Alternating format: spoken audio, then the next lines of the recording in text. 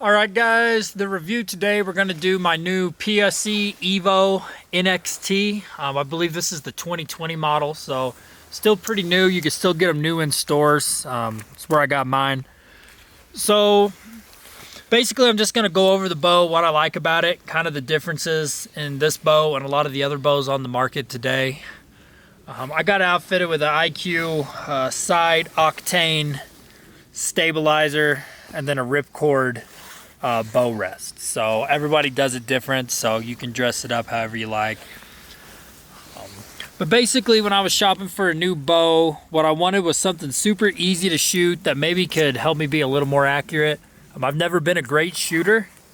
My old bow was a PSE X-Force, and it was a speed demon, but it was just kind of hard to shoot it sometimes. It was hard to hold it back for long periods of time. It was a smaller bow, 28-inch axle to axle. The let off was way different, wasn't it? The let off was different. The axle height was real low. It was just a really fast bow, but it wasn't an easy shooting bow.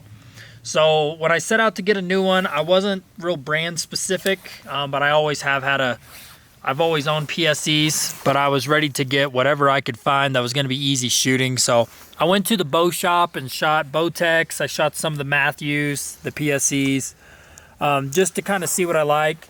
And I landed on this one, and some of the reasons, for one, it's a 31-inch axle to axle height, which I think once having this bow, I think is perfect. It's not super short, but it's still small enough. This could definitely be a tree stand bow. You can hunt out of a ground blind with it.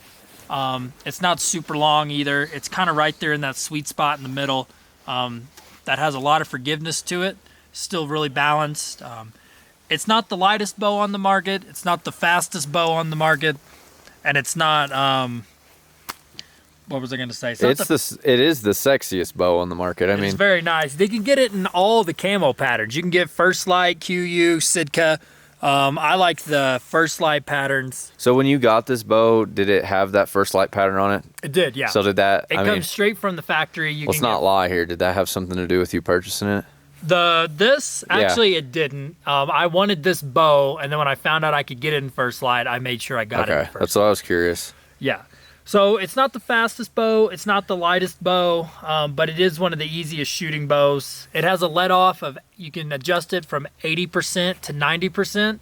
So you got to check some of your state regulations. Yep. I think Colorado, you can't have it at 90, but a lot of other states you can. So it's super smooth. The wall on it is, rock solid. When you're holding it back, it almost feels like it's won't even go forward. Nothing like your old bow. No, my old bow was hard to hold back. It was a really short bow, so it was kind of, when you're holding it up, kind of not as stable. Yeah. I personally feel like I gained yardage with this one. If you're somebody who shoots super accurate anyway, we're getting some smoke. Yeah, let's move out of the smoke here. Getting some smoke. Can't breathe. We're going to shoot it anyway, so we'll move over here. If you're somebody who shoots really accurately and you want a super fast bow, if you're someone who only hunts tree stands, so you want a super tight bow, this bow's probably not for you. It was just kind of right in that sweet spot in the middle of all the things you look for with speed, accuracy, easy to draw. It's not as light. It's not carbon. Hunter's got a real nice carbon bow that's quite a bit lighter than this one. It feels like it's like half the weight, honestly. Right. I got buddies who have bows that are way faster than this, but this bow is just rock solid to shoot. I feel like it gives me some accuracy. Go ahead and draw it back. Let's see how smooth this draw cycle. The wall on it is dead. It feels like if you let go right now, you could hold this all day. Yeah. Go ahead and dry fire it and see what. Yeah. So you could hold this thing all day long, which is. Can you? Just want to see if you can make it. How long I'm not a real strong guy. This is 70 pounds. This is the 90% let off at this point. But this is something that you could just hold steady. It shoots super steady. It's hard to lay it down, honestly. Yeah. It doesn't. There it goes. Let's grab an arrow and fire it one time. So we beat this bow up quite a bit this week, elk hunting, and it held up really well. If you get a camo bow, you can't see as many as the nicks in it. If this was a black bow, you'd probably see how scratched up and everything else I got it this week. It's got the Evolve cams on it. So it comes from the Evolve line of bows. It's one of their Evo, so it's one of their flagship bows. Set it in here. Now the smoke's coming. This smoke follows beauty. Yeah. And this bow is beautiful. It's not a beast though. So this isn't my release, so hopefully it doesn't screw me up here. Don't worry, we can't see the target anyways.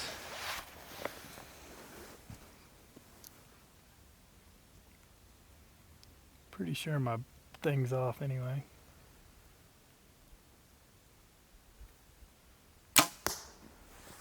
So what about noise? What would you say about it I mean, compared to what you had? And it's not the quietest bow on the market. I mean, noise-wise, I can't really tell if it's louder or not than my other bows. Like I said, I'm not the best shooter on the planet, and this is the bow I went with because talking to guys at the pro shop, just seeing all how smooth it was and all the features, I felt like this was going to help me be way more accurate. I've always been somebody who just buys a $400 or $500 bow and keeps it for a long time. Used one. Yeah, just a used, something to get me by with. This was the first bow that I've, spent over $1,000 on. And how much do you know the exact price? This retails right now. It's 2021 when we're doing the video now. In the bow shop, this bow bears $1,100. Okay. You could probably find it. Did you buy it with the accessories, or did you buy those? I did not. I put all these on. These are actually off my old bow. I bought a new sight for it. So you're probably looking at an extra couple $100 for the brand new package. Yeah. So whatever you want to put on it, you can. I bought it bare. I shot it at the store. It was super smooth, super easy to shoot.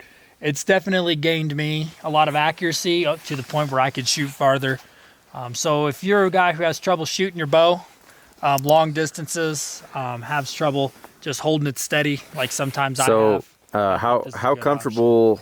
What is your most comfortable range as far as before you notice a drop off shooting it? Like if you step out to 60, do you notice it dropping off, or 70? So accuracy wise, I feel comfortable with this bow out to 60. My old bow, I probably wouldn't have shot past 35, 40 yards. Yeah, that's the same. Definitely gave me more yards just because of how firm, how solid you can hold it.